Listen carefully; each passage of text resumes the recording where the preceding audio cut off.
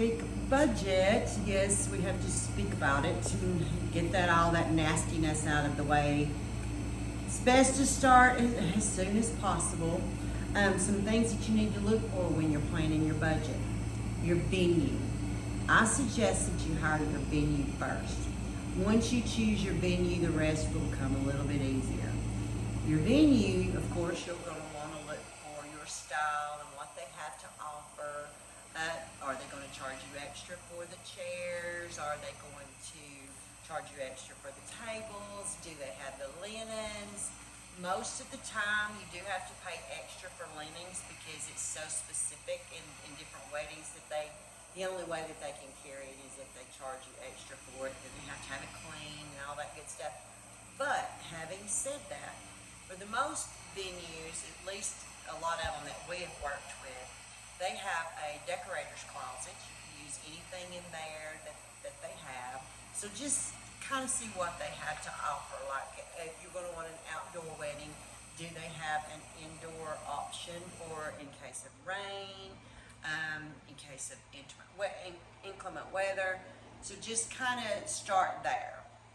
Once you've chosen your venue and you've already stylized it in your mind, pretty much what you want to have, then you're going to go on to your vendors list. In your vendors list, you're going to need a florist. Now that is pretty much my specialty.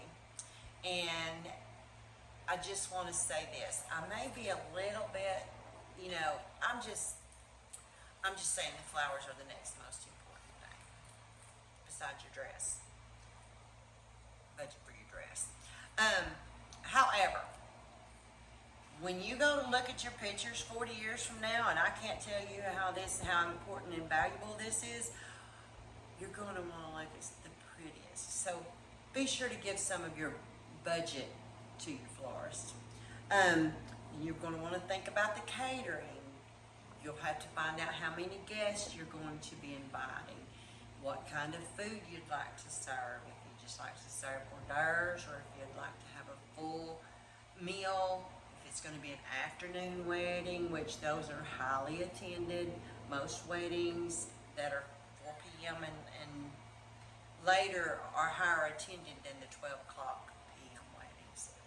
So you'll have to keep that in mind. Your attire. Of course, we're going to talk about the wedding dress. Sometimes it has to be altered.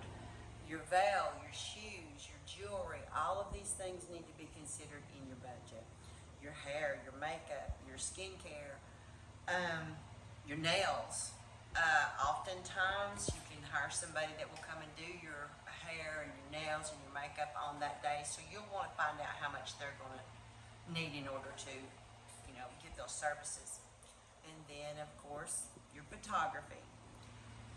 Are you going to video it? Do you want a specific videoer, a specific photographer, or would you like those to be combined? That's also needs to be taken into account with your budget. Entertainment. Would you like a live band or a DJ?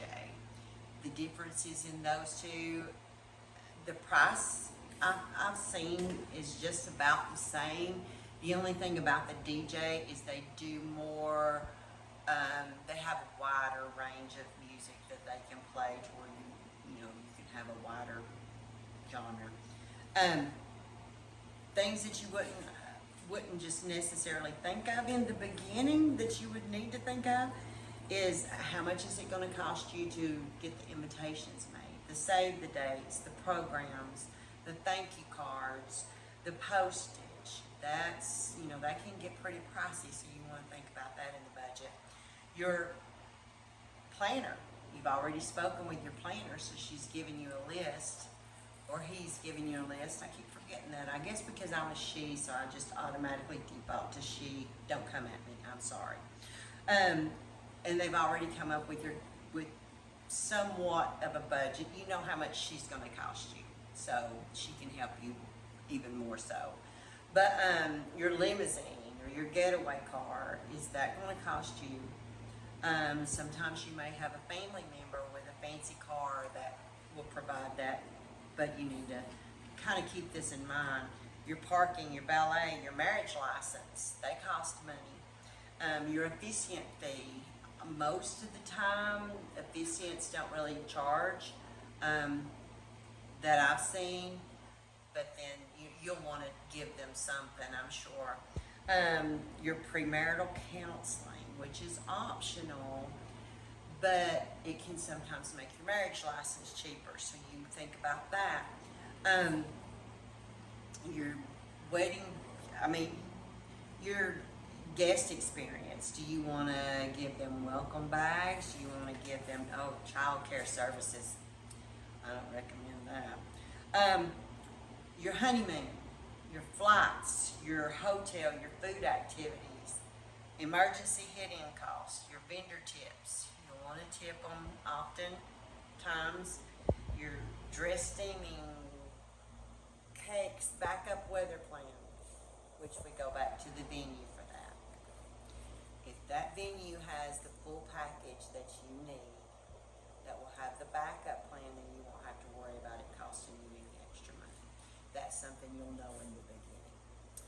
Okay, that's just a few tips that I can remember, and some I jotted down and checked out and brought them to you. So if you have any questions, please leave it in the comment, like and subscribe. The series will continue next week. Have a great day. Thank you.